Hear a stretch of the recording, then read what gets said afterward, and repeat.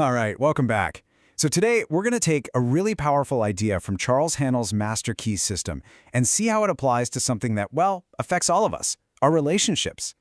Okay, so let's just jump right in with a question I think we've all asked ourselves at some point. Why do our relationships, at work, at home, with family, why do they sometimes feel so difficult, so much harder than they should be? It can feel like you're just stuck in this tangled knot of arguments and people not getting what you mean. Well, we're going to look at a principle that offers a totally different way of looking at this. It's called harmony. And the big idea here is that the solution isn't about trying to fix or change the other person. Nope. It's about starting with what's going on inside of us. So what is this harmony thing, really? It's not some floaty, mystical concept. Not at all. A better way to think about it is like having a really solid, stable foundation inside yourself. It's that state where your thoughts, your feelings, and what you actually do are all pointing in the same direction, working together in a constructive way. And this chart really breaks it down, doesn't it? It seems like we're pretty much always operating from one of these two places. You've got harmony, which brings alignment, order, and a constructive vibe.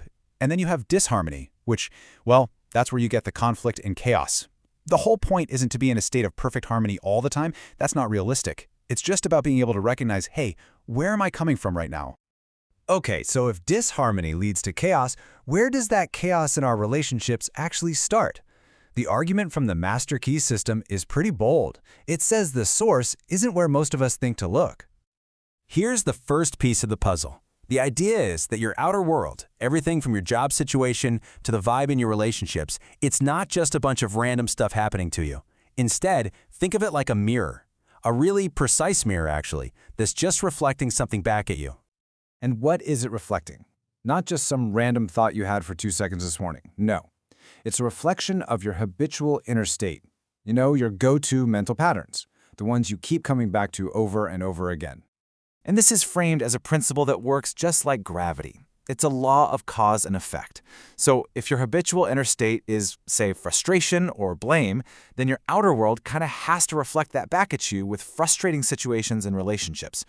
But, and this is the important part, the reverse is also true, which is great news because it means the power to change your outer world is actually in your hands. It starts with your inner state. All right, so that's the big idea. But what does this actually look like in real life? Let's get practical and look at a few examples. At work, in personal relationships, and even with our own habits. Okay, picture this. A big project at work goes off the rails. Now, the person coming from a place of disharmony, their first move is to find who's at fault. Their mind is just racing with blame and frustration.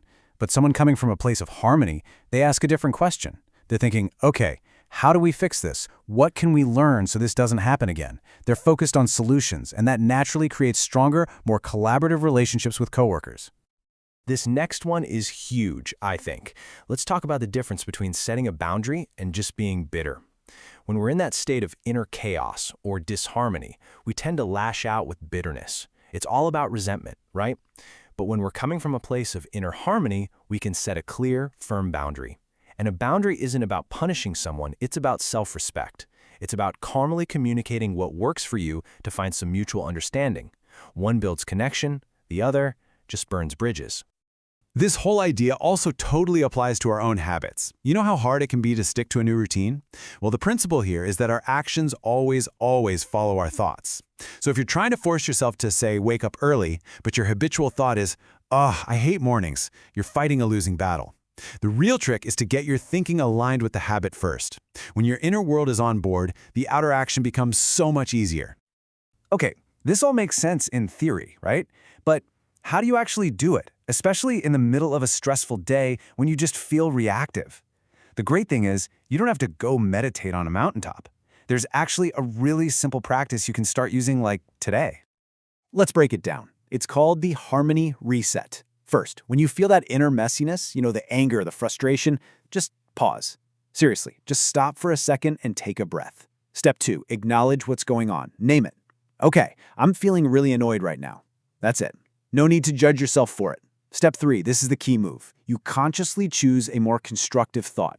It doesn't have to be some huge positive affirmation. It could just be, what's one possible solution? And then, step 4, you act from that new place. It's a tiny little practice that helps you shift from just reacting to actually choosing how you want to respond.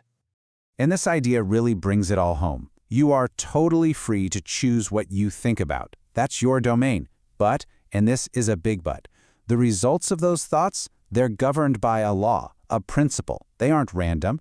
So while the choice of thought is 100% yours, the outcome that follows is predictable. So if there's one thing to take away from all this, it's this.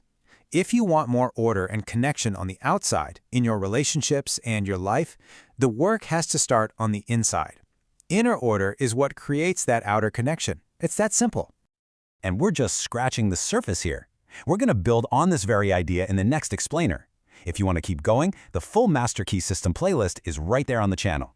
Thanks so much for being here.